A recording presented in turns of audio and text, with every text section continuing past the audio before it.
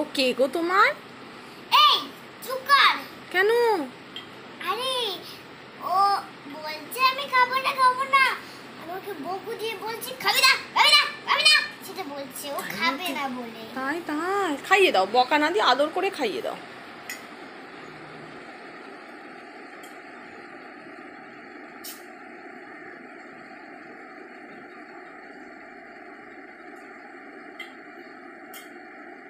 এখন খেয়েছে?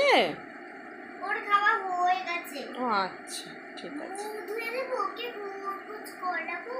হুম।